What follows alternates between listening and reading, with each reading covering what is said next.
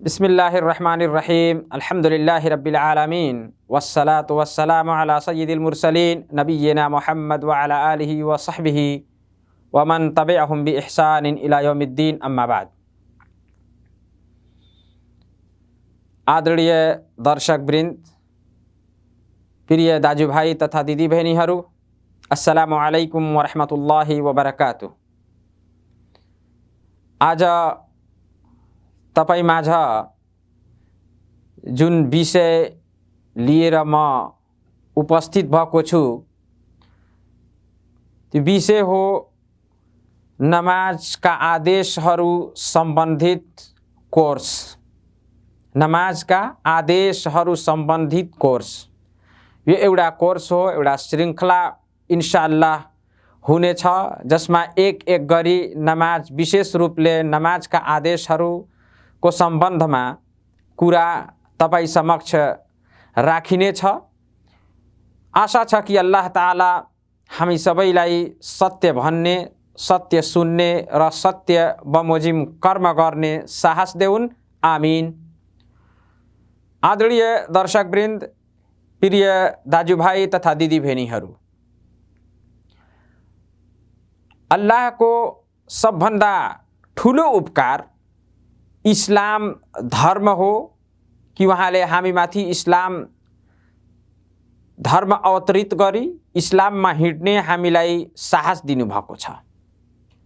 कतिपय मानिसहरू छन्, बरु धेरै पनि भन्न सकिन्छन्, धेरै मानिसहरू यस्ता छन् कि जुन इस्लामबाट विचलित भए र तिनीहरूले सत्य मार्ग चाहिँ भेटेनन् र त्यही विचलित भएकै अन्धकारकै बाटोमा उनीहरूको यो संसारको जीवन समाप्त भयो र तिनीहरूले चाहिँ आफ्नो यो सांसारिक जीवन र आफ्नो परलोकीय जीवन दुवैलाई घाटामा पारे।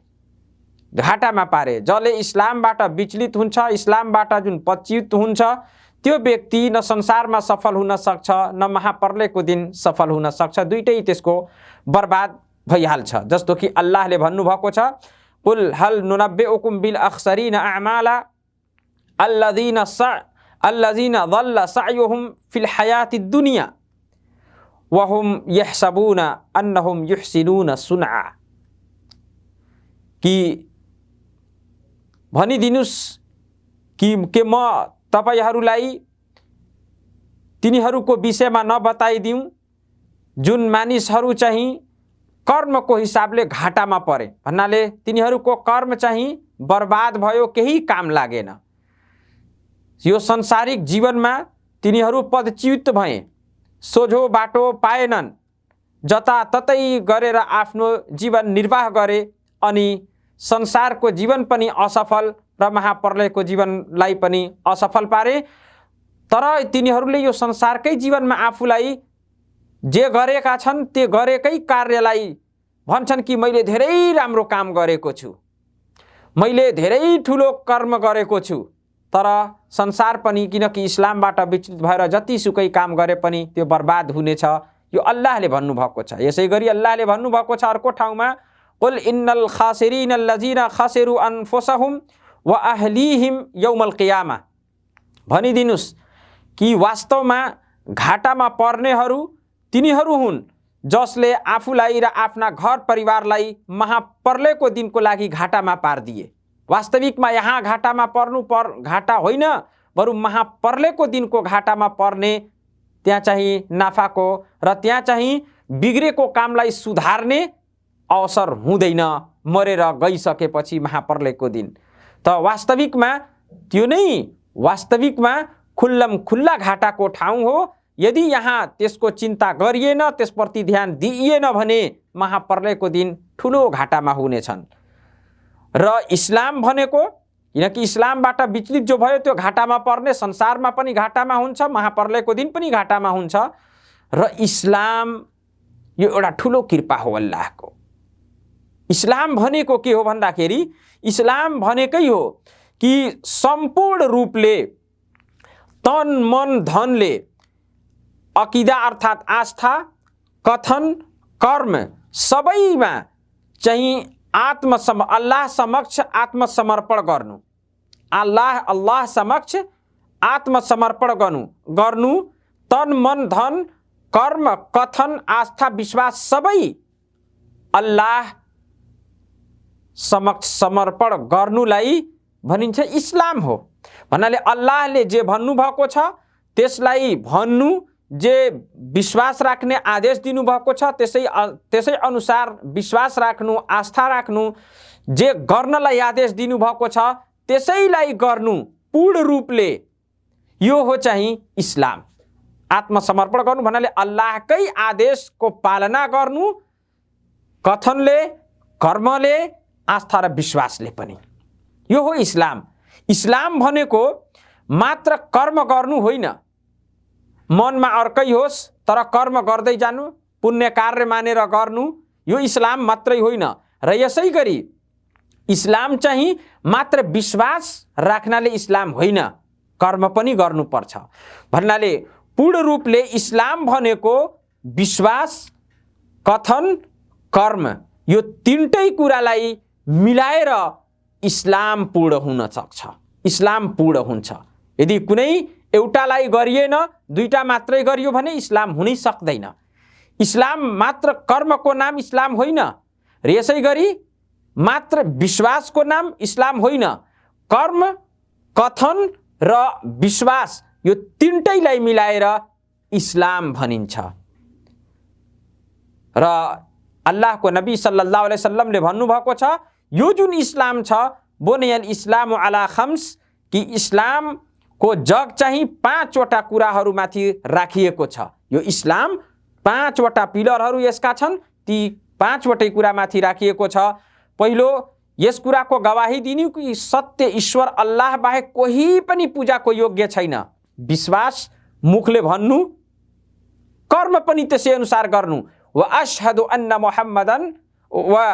मुहम्मदन रसूलुल्लाह, र यस कुराको गवाही दिनु कि मोहम्मद सल्लल्लाहु अलैहि वसल्लम अल्लाहको अन्तिम सन्देष्टा र रसूल हुन्। व इकामिस सलाह, दोस्रो जुन इस्लामको आधार हो, नमाजलाई निरन्तर प्रतिबद्धता साथ नमाजलाई पढ्नु। 5 समयको नमाज, फर्ज अनिवार्य गरिएको नमाजलाई पढ्नु, यो इस्लामको एउटा 2वटा कुराको गवाही दिएपछि, कलेमा पढिसकेपछि, इस्लाममा आइसकेपछि नमाज पढ्नु 5 समयको, यो अति अनिवार्य कुरो हो। र यसै गरी जकात दिनु, धर्मदाय धन सम्पत्तिबाट पनि, र यसै गरी हज गर्नु, रमजान महिनाको व्रत बस्नु, यी 5वटा कुरा हुन् जसमाथि इस्लाम राखिएको छ। भन्नाले यी 5वटालाई पुरा गरेपछि बल्ल इस्लाम भनिन्छ।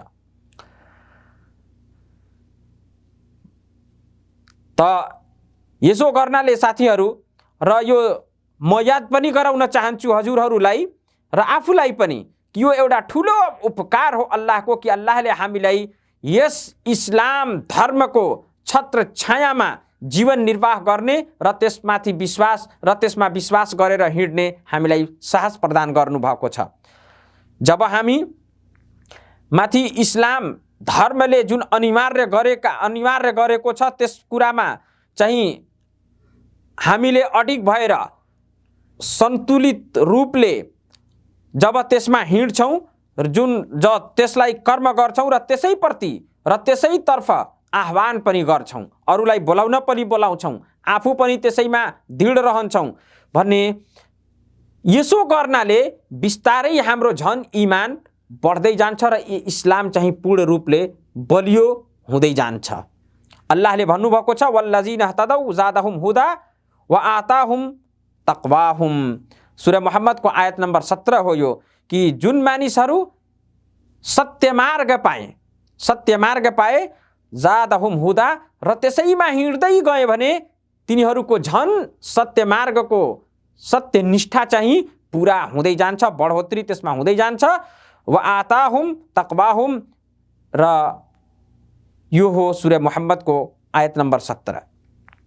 यसै गरी अल्लाहले भन्नुभएको छ, व यजिदुल्लाहु लजीना हतदौ हुदा वल बाकियातुस सालिहातु खैरुन इन्द रब्बिका सवाबन व खैरुम मरदा। सूरा मरियमको आयत नम्बर 76। भन्नाले जब व्यक्ति इस्लाममा आउँछ र नमाज 5 समयमा पढ्दै, जकात दिँदै, हज र व्रत रमजान महिनाको व्रत बस्दै जब पूर्ण रूपले गर्दै जान्छ भने झन् त्यसको इमान र इस्लाम चाहिँ पूर्ण हुँदै जान्छ। आउनुहोस्, यो इस्लामको मौलिक रूपले दोस्रो आधार हो, जुन एउटा ठुलो उपकार अल्लाहले हामीमाथि गर्नुभएको छ।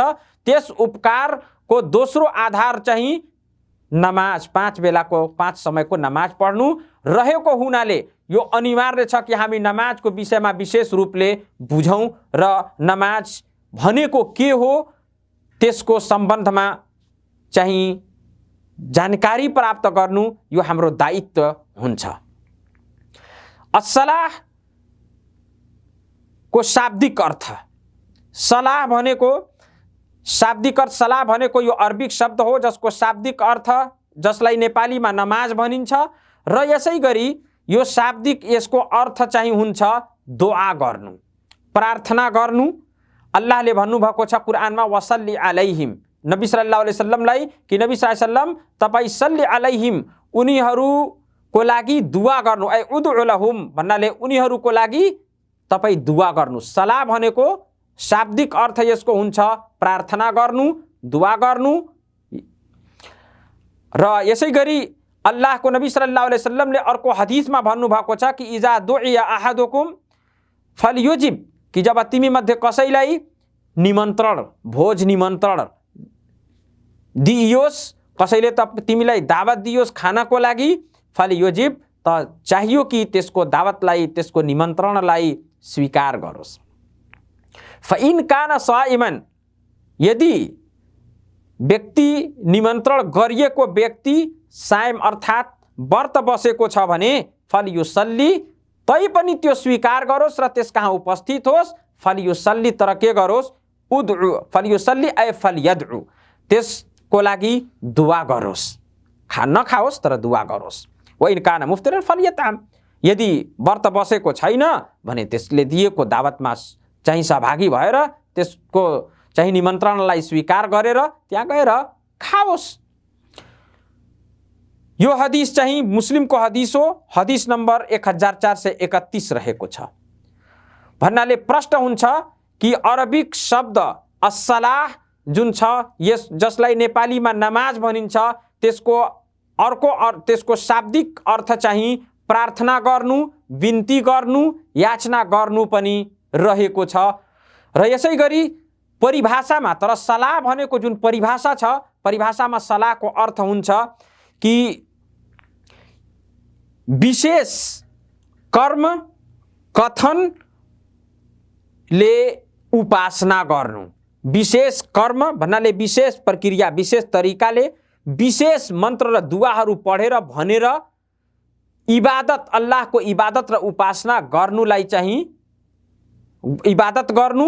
मुफत्तहतन बित्तकबीर, जसको सुरुवात अल्लाहु अकबरबाट गर्नु र अस्सलामु अलैकुम वरहमतुल्लाह भनेर त्यो टुङ्गिन्छ। यो विशेष इबादत उपासना हो। विशेष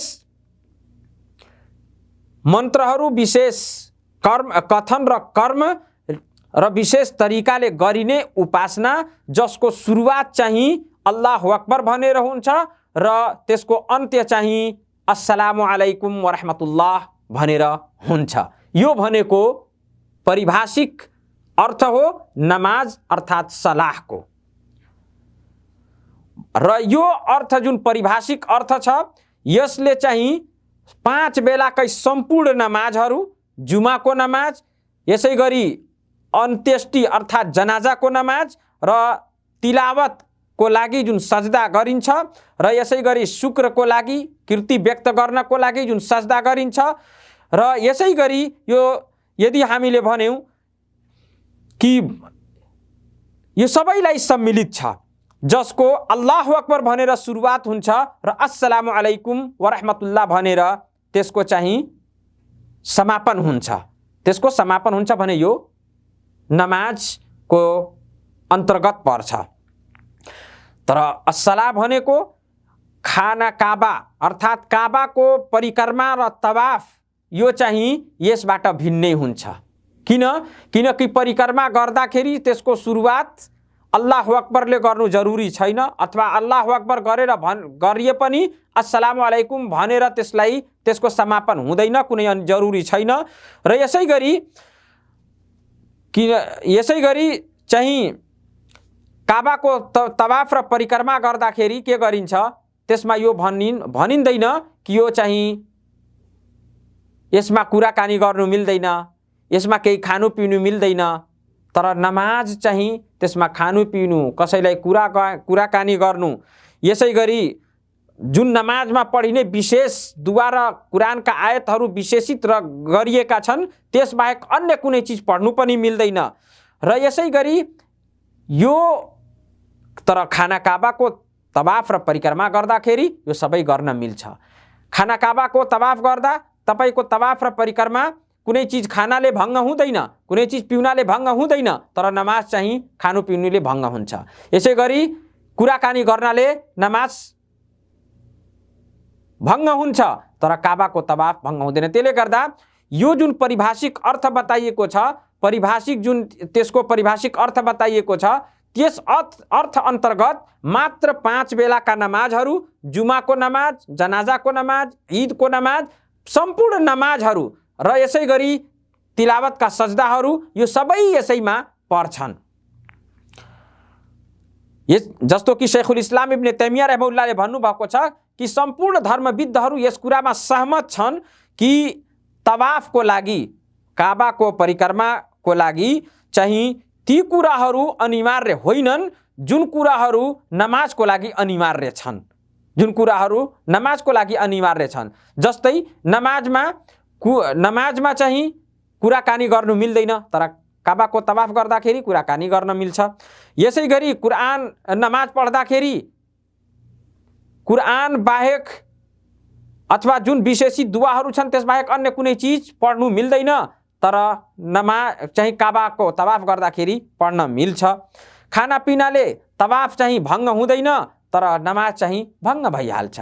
भन्नाले सम्पूर्ण रूपले नमाजको अर्थ चाहिँ शाब्दिक रूपले र परिभाषिक रूपले हामी जुन बुझ्यौँ, दुआ गर्नु शाब्दिक हो कि नमाजको अर्थ नै हो दुआ गर्नु, प्रार्थना गर्नु, बिन्ती गर्नु, र परिभाषिक अर्थ हो विशेष तरिकाले विशेष मन्त्रहरू, विशेष दुआहरू पढेर विशेष ढङ्गले उठिने, बस्ने र हात उठाउने गरी अल्लाहु अक्बर भनेर सुरु गर्ने र अस्सलामु अलैकुम वरहमतुल्लाह भनेर समापन गर्ने, यो प्रक्रियालाई नमाज भनिन्छ।